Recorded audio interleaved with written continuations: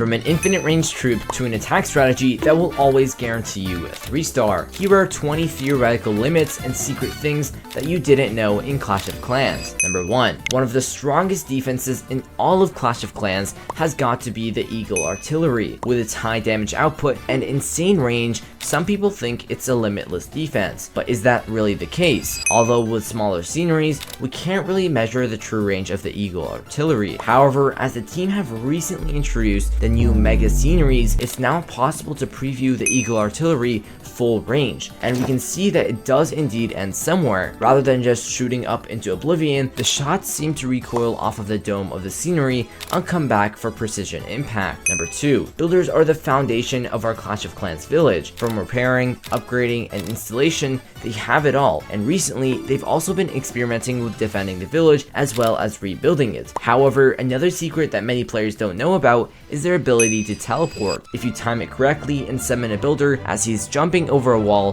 he will teleport across the map at light speed. Number 3. Along with builders, there are many different defenses that help protect the village. From Archer Towers to the Monolith, the Clash village is filled with defensive structures that have to be placed in the best spots to provide a strategic advantage. If you're a veteran, however, you would know that most targeting buildings always face away from the town hall, no matter which way they are arranged. Number 4. One of the most insane theoretical limits has got to do with the Electro Dragon. While this spam troop is highly overrated to some and very annoying for others, the Electro Dragon has one of the coolest characteristics of all units in the game. Not only does its chain lightning target several buildings, but can also target defending troops and heroes. However, what most players don't know is that the Electro Dragon has an infinite range whenever it targets a moving troop, resulting in some insane long distance attacks. Number 5. One of the most commonly used troops, as mentioned previously, is the Electro Dragon, and it's mainly due to its powerful chain lightning ability, which allows it to hit multiple buildings deep within a base from a considerable range. This makes the E-Drag a go-to troop in many spam armies. However, what most spam players tend to overlook is the insane attention to detail in its design. Whenever the dragon prepares to attack, you can actually see the lightning charging up its scales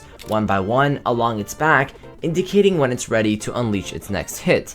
Now that you know that, get ready for the torture of watching all those scales light up only for a sweeper to push the Electro Dragon away just before it strikes. Number 6. While most clashers are busy spamming Electro Dragons, some players are innovating and creating some of the most overpowered attack strategies the game has seen. With the recent introduction of new hero equipment, the Grand Warden's Fireball ability has quickly become a fan favorite. This powerful attack allows the Warden to vaporize a large chunk of the base, dealing significant damage in a short amount of time. The only challenge is directing the fireball to hit the desired location. However, clever players have begun using invisibility spells and overgrowth spells to guide the Warden and bypass this issue. Despite its high-risk nature, this tactic has paved the way for a new strategy known as the Troan Hch, which has rapidly gained popularity as one of the most overpowered methods to launch a devastating nuke on an enemy base. As showcased in this clip, by pairing the Warden with a fast-moving troop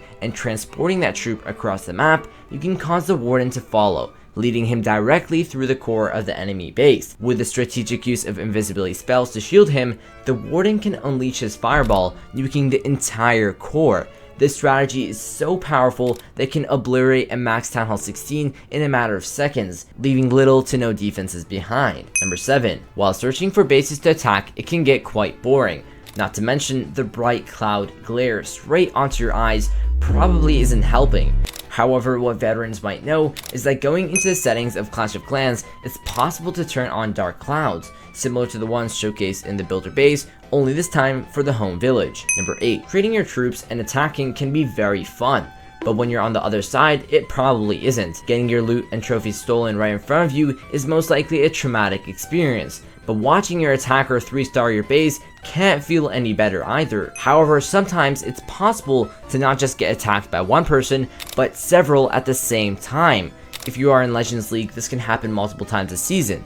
Getting attacked by several players at the same time has got to be one of the strangest and weirdest things in Clash of Clans. Number 9. Most people that upgrade their heroes wait several days in order for them to return to battle. However, those fortunate enough to be blessed with several books of heroes can easily speed up this process.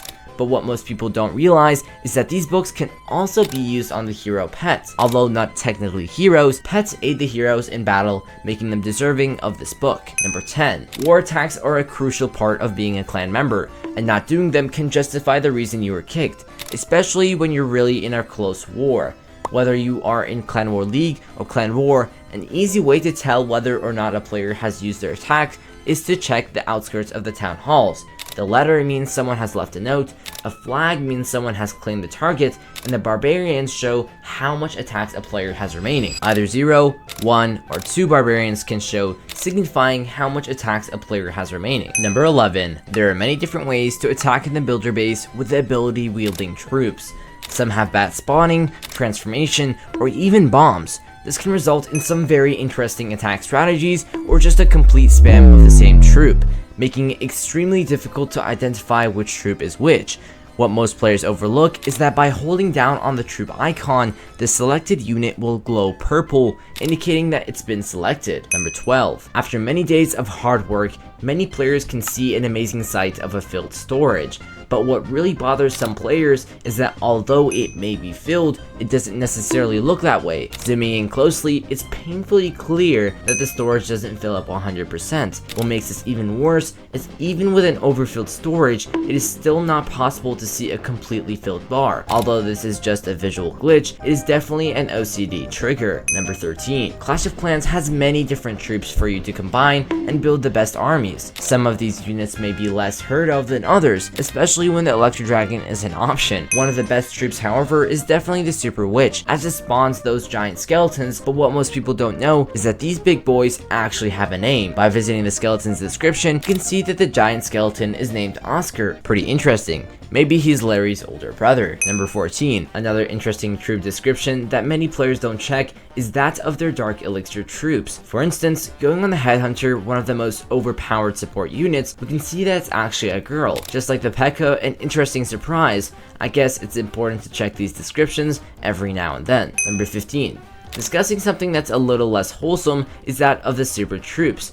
Other than the fact that you can only activate 2 simultaneously, apparently if you already have army camps filled with one-of-a-kind super troop, you can't train another 2 unique units and have to wait until all your sets of super troops are used. Number 16. Going back into the barracks, another feature that many players don't know about is the dragging ability. Although it's obvious that you can drag troops in terms of order train, but something even veterans overlook is that you can actually drag troops onto the training section. Trying this out for yourselves feels very weird, especially if you are used to spamming troops in like me. Number 17. Heroes have always been one of the most unique features of Clash of Clans. They offer power and support, while recently, they now allow you to customize your attacks with unique hero equipment. One of the more creative pieces is the giant arrow, allowing your queen to pierce through the whole base in any direction she's looking at. Well, technically, she doesn't have to be aiming that way. The game is coded so that when the queen is finished attacking a building, her AI tracks to the next one, and so does the equipment, meaning if triggered at the right time, although it may seem like you might miss your shot, the giant arrow will actually follow the queen's AI direction. This can definitely save you some attacks in the future. Number 18. One of the most interesting concepts in this video has got to do with a simple jump spell. Although troop AI is a little wonky sometimes, most clashers tend to use the jump spell as an alternative. However, what most players overlook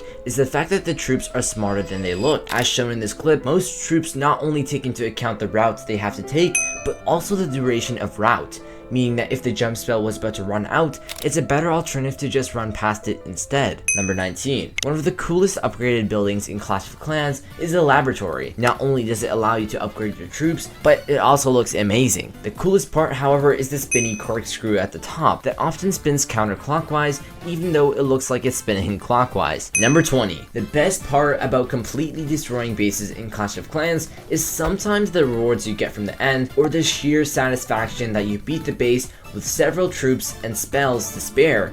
Throwing some of these spells onto the home village can allow you to experiment with some hidden features. For example, the attention to detail of Clash is showcased with the fact that the windmill decoration stops moving when frozen, or that the builders move and repair significantly slower than usual when poisoned. And if you thought any of those were cool, watch these videos next. Peace out and take care.